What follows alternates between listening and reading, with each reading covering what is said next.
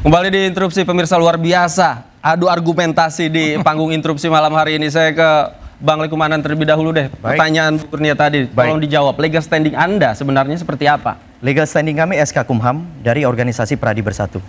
Saya rasa, dan itu terdaftar di Kemenkumham. Saya rasa cukup itu untuk membuktikan kami sah sebagai pelapor. Ya kan? Emang butuh legal standing apa lagi kira-kira? Orang SK Kumham terdaftar organisasi kami. Saya mewakili seluruh advokat yang ada di organisasi saya.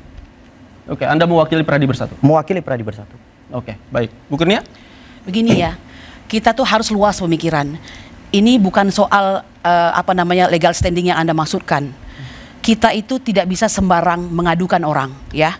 Harus paham dulu masalahnya ini apa, begitu ya. Kami ini petugas juga sama dengan polisi dan jaksa, Integrated Criminal Justice System, sedang ya meneliti perkara ijazah palsu. Dan perlu Anda ketahui, apakah Anda sudah tahu ada 2 orang korban di situ, ya, dihukum 6 tahun, yang oleh banding dan kasasi itu turun menjadi 2 tahun karena pasalnya tidak jadi pasal hoak tapi pasal kebencian. Kalau sudah kebencian itu kan sangat subjektif tuh, ya. Tapi orang ini dihukum tanpa pernah diperlihatkan ijazah asli Bapak Joko Widodo. Diminta oleh hakim untuk hadir, tidak pernah mau hadir, ya. Semua saksi, ada 30 orang, tidak pernah menyatakan menerima atau melihat daripada ijazah tersebut. Semuanya legalisir. Lah kalau ada legalisir berarti ada aslinya dong, tapi tidak mampu. Egy Sujana, Presiden TPUA, menanyakan kepada jaksa, kalau begitu mana aslinya? Nggak ada, Bang. Kami terima dari Pak Polisi hanya begini. Kalau begitu, bagaimana bisa naik jadi P21? Ini kekejaman, kezoliman luar biasa. Sebentar, apakah karena dia seorang Jokowi? Ini betul ditanyakan? Ya. Dan jawabannya seperti itu? Ya, tidak seperti ada. itu. Karena ini dalam penting persidangan informasinya. tidak ada ijazah aslinya. Ini kami hanya terima legalisir saja. 30 saksi itu. Semuanya seperti itu. Anda bayangkan. Dan bisa dihukum orang.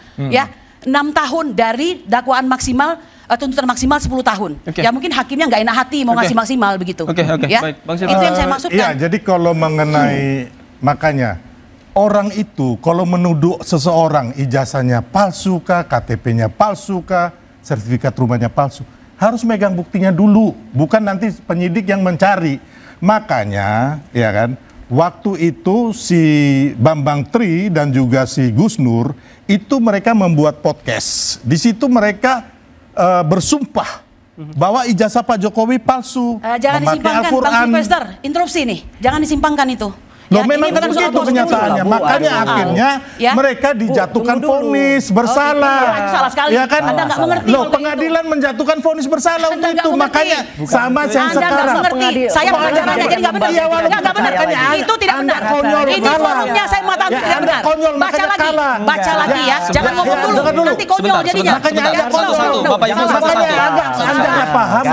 Klien saya sudah dihukum. Anda masih mau menang di sini. Satu-satu biar pemirsanya mengerti. Makanya kalau kekonyolan Anda itu salah. Makanya kemarin itu, Bang, gugatan mengenai ijazah palsu ini ya kan tanpa dilampirkan apapun ijazah aslinya ditolak atau NO.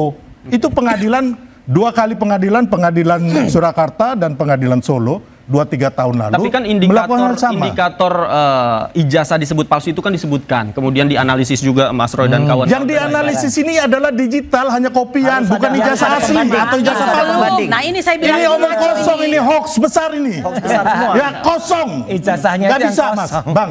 Nggak bisa mereka meneliti ijazah yang hanya sosial media yang digital. Yang harus diteliti adalah ijazah yang palsu, yang asli, atau ijazah asli yang dipalsukan. Itu baru benar. Oke, Mas Roy. Jadi waktu itu ada kesempatan yang sangat bagus yang namanya gelar perkara khusus. Yang dibayangkan oleh kita dan juga yang dibayangkan oleh masyarakat Indonesia ketika gelar perkara khusus itu adalah waktu itu berarti disajikan semuanya bukti-bukti di Barreskrim. Di Barreskrim. Ya, jangankan disajikan secara aslinya atau analognya, disajikan digitalnya saja tidak. Padahal kami sudah mempresentasikan dan file itu banyak bisa diakses di mana-mana. Kami mempertunjukkan ini loh ijazah yang dikatakan ditunjukkan oleh Barreskrim sendiri. Jadi bukan hanya sekedar fotokopi, fotokopinya ditunjukkan oleh Barreskrim. Barreskrim saja hanya bisa menunjukkan fotokopi. Kalau Barreskrim sudah pernah meneliti yang asli, dia pasti menunjukkan yang asli.